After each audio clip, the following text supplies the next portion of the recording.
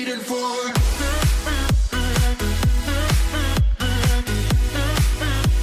Okay, so I'm here with Coach Adam. We're gonna show you the different variations of a front pose and which front pose you should be doing according to your body type.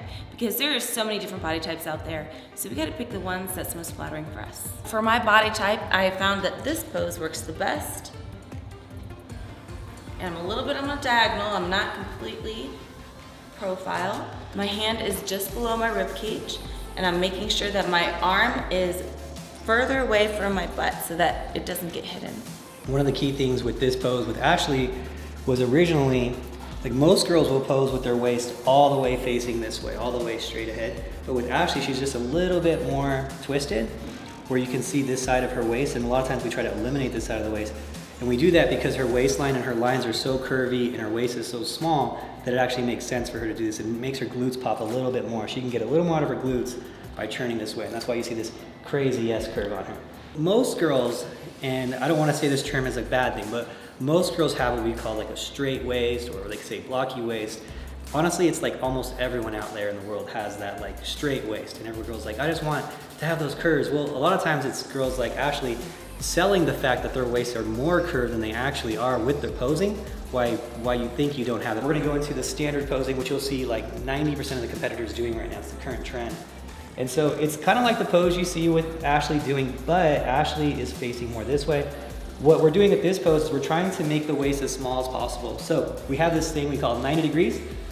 Tori likes to say this is your laser, and you point your laser at the judge, okay? So this is actually right here, what she calls her laser. This is a laser. I say 90 degrees to the judge. So remember, it's not about you hitting this pose on the stage, it's about you hitting this pose to the head judge. So right now the camera's the head judge, and this is the smallest waist she can have, it's the biggest hips she can have, it's perfect. And a good rule of thumb, if you're trying to practice this on yourself, is look at your belly button and look at this side of your waist.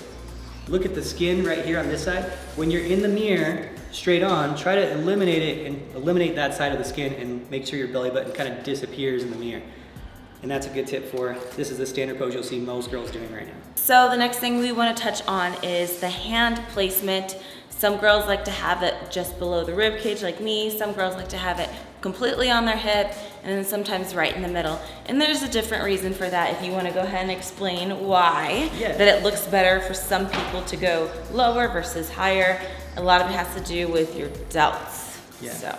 So with bikini, we're trying to create an unrealistic, most symmetrical, perfect sculpture girl that there is, right? So we look at things like how much shoulder does she have for balance, how much arm does she have for balance and whatnot. So looking at this pose, for her, this is perfect for Ashley. Great shoulder development, great lines here. Now, if her wanted to make her shoulder look a little smaller, we put this arm down here and we tuck it back a little bit, and you see everything just get a little bit smaller. If you want to make it look more defined and make it look bigger because maybe you don't have development yet, you put your arm way up at the top, and then you turn this over, and now it looks more bigger. You'll see a little bit more separation and a little more size there. The other thing Ashley can do is actually put pressure on her arm and kind of flex the shoulder, and that'll make it look a little more poppy too. So there you go. So there's a lot of different variations there depending on how much shoulder you have. Remember, if you have a lot, take it easy. If you got a little bit, maybe make it harder. It's all about creating the perfect balance in between the two. Another thing I see that really kind of bothers me is some girls will like use the fist like this, or they'll really grab and clench their hip or their waist, and it's just not flattering. So make sure if you are grabbing your waist or hip that you're being very delicate with it and having like really, I guess, feminine fingers just resting on your hip or your waist. So as bikini evolves, there's a lot of poses you'll see, especially if you're watching like older competition and older Olympias and whatnot. Bikinis evolve, so the poses that are current trends are the ones where you're kind of facing the way that Ashley's doing it now. But Ashley actually used to have totally different posing. Like this. Yep. And that's how, when she won 3 Olympias with that pose. Yeah. So this was I don't want to say older posing, but more traditional posing, I guess we'll say it now. Mm-hmm. And it's still a very relevant pose. You'll still see some people do it on the pro stages now. So what is going on here with this pose and what things you have to look for would be like how hard you're flexing your quad. This pose a lot of times causes girls to pose their quad really, really hard for some reason. So for Ashley with her quad development, it's not too bad for her to have a little bit of strength in her quad. But if you have an overdeveloped quad for bikini, and overdeveloped quad means that you're getting a lot of like squaring down here, and you're getting, maybe this would be like out to here. You wouldn't want to flex that quad, and you probably wouldn't even want to do that pose these days. You probably want to hide it by doing the other pose. What do you think, Ashley? Any tips? I would say you can adjust this pose maybe to be even more modern. I think sometimes we'll see this one now too, which is kind of like in between the pose I've been doing and the pose that was old school. You can do this.